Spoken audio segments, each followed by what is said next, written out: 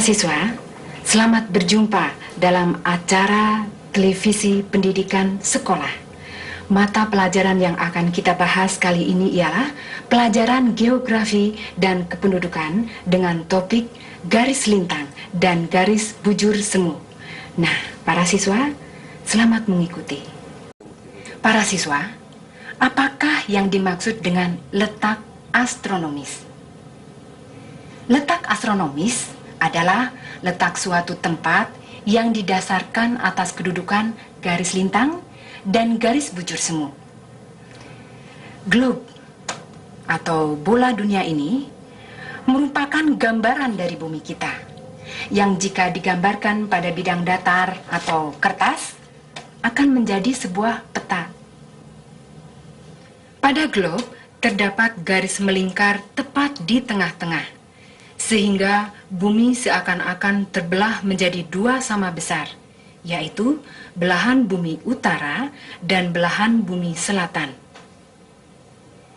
Jika kita lihat pada peta, garis tersebut melintang dari barat ke timur, atau sebaliknya, yaitu dari timur ke barat.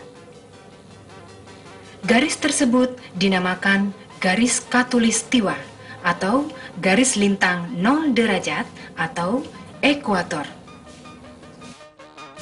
Nah, setelah kalian mengerti apa yang dimaksud dengan garis khatulistiwa atau garis lintang 0 derajat, baik belahan bumi utara maupun belahan bumi selatan, masing-masing kita bagi lagi menjadi 90 bagian atau satuan yang dinamakan derajat. Sehingga kita dapatkan garis lintang utara dari 0 derajat sampai 90 derajat. Begitu pula belahan bumi bagian selatan dari 0 derajat sampai 90 derajat. Garis lintang 23,5 derajat disebut garis balik. Sehingga ada dua buah garis balik, yaitu garis balik utara dan garis balik selatan.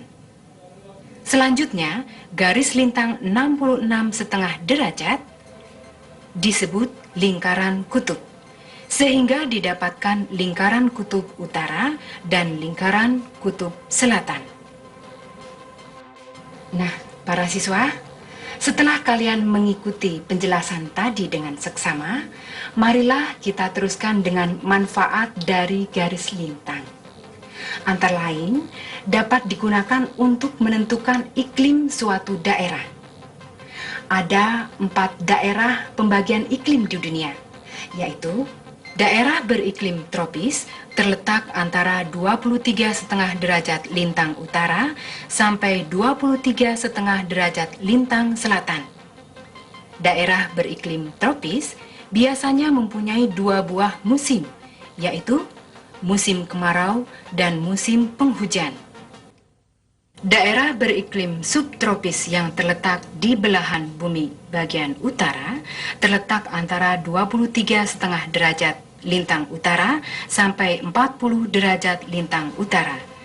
Begitu pula di belahan bumi selatan terletak antara 23,5 derajat lintang selatan sampai 40 derajat lintang selatan. Daerah beriklim sedang terletak antara 40 derajat lintang utara sampai 66,5 derajat lintang utara.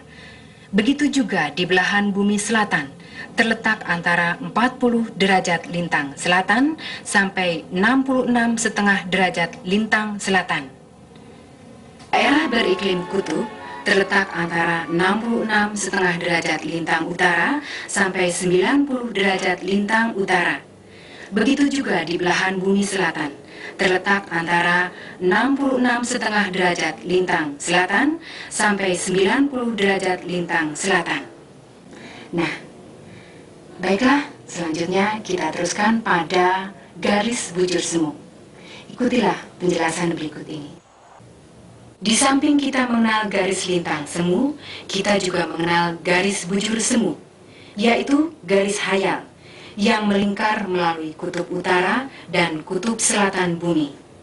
sehingga seakan-akan bumi terbelah menjadi dua sama besar, yaitu belahan bumi barat dan belahan bumi timur.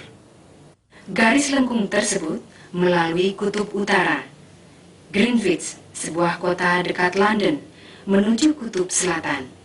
Garis tersebut dinamakan garis bujur 0 derajat. Sedangkan garis lengkung yang lain dari kutub utara melalui Laut Bering, Samudra Pasifik, dan menuju kutub selatan. Garis lengkung tersebut dinamakan garis bujur 180 derajat. Jika kita lihat pada peta dunia, garis tersebut membujur dari kutub utara menuju kutub selatan bumi, atau sebaliknya. Tampak pada caption garis bujur 0 derajat melalui kota Greenwich dan garis bujur 180 derajat melalui Laut Bering dan Samudra Pasifik. Selanjutnya, masing-masing belahan, baik belahan bumi timur maupun belahan bumi barat, kita bagi lagi menjadi 180 bagian atau satuan yang disebut derajat. Sehingga kita dapatkan untuk belahan bumi barat, garis bujurnya dari 0 derajat sampai 180 derajat.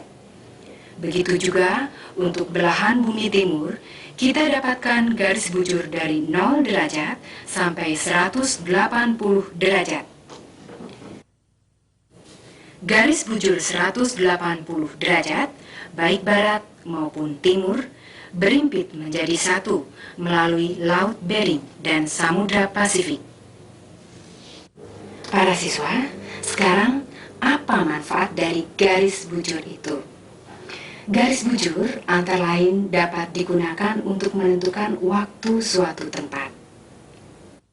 Perhitungan waktu dimulai dari garis bujur 0 derajat yang melalui kota Greenwich, sehingga garis bujur tersebut dinamakan GMT atau Greenwich Mean Time.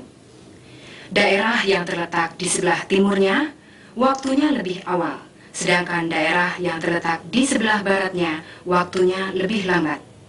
Kemudian garis bujur 180 derajat disebut garis batas penanggalan internasional atau International Deadline. Jadi apabila di belahan bumi timur hari Senin 15 Juli, maka di belahan bumi barat pada saat itu baru hari Minggu tanggal 14 Juli. Sekarang, bagaimana cara untuk menentukan waktu suatu tempat secara tepat? Satu hari satu malam, bumi kita berotasi satu kali dari barat ke timur. Ini berarti selama 24 jam bumi kita telah berputar 360 derajat. Dengan demikian, selama 1 jam bumi berotasi sebesar 360 derajat dibagi 24 sama dengan 15 derajat atau 1 derajat setara dengan 60 menit dibagi 15 sama dengan 4 menit. Para siswa, perhitungan beda letak 1 derajat bujur berakibat beda waktu 4 menit. Tetapi tidak digunakan dalam kehidupan kita sehari-hari secara mutlak karena dapat membingungkan penduduk. Misalnya, waktu di Jakarta dengan waktu di Surabaya akan berbeda sebab letak Surabaya lebih kurang beda 6 derajat garis bujur dengan Jakarta.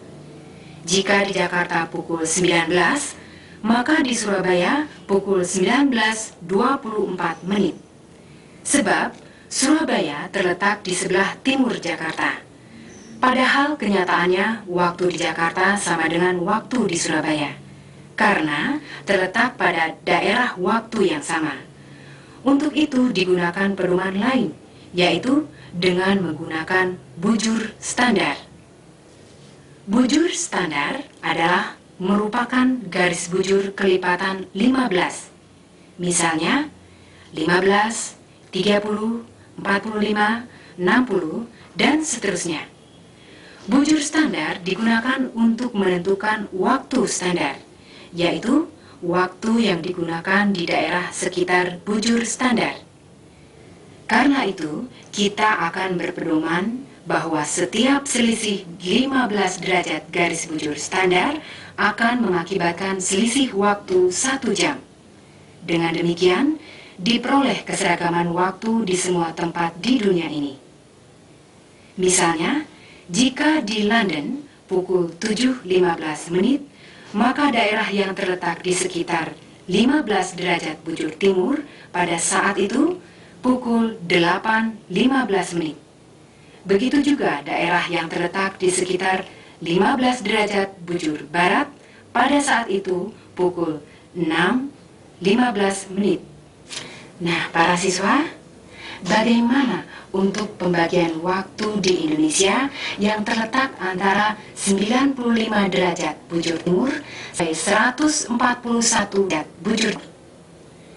Menurut pedoman yang baru saja kita pelajari, berarti Indonesia mempunyai 3 bujur standar, yaitu 105 derajat bujur timur, 120 derajat bujur timur, dan 135 derajat bujur timur. Dengan demikian, di Indonesia terdapat 3 daerah waktu standar. Pemerintah telah menetapkan pembagian waktu tersebut, yaitu daerah waktu Indonesia Barat, meliputi Sumatera sekitarnya, Jawa sekitarnya, Kalimantan Barat, dan Kalimantan Tengah. Daerah waktu Indonesia Tengah meliputi Kalimantan Selatan, Kalimantan Timur, Bali, Nusa Tenggara, Timur Timur, dan Sulawesi. Dan daerah waktu Indonesia Timur meliputi Maluku dan Irian Jaya, di mana masing-masing wilayah mempunyai selisih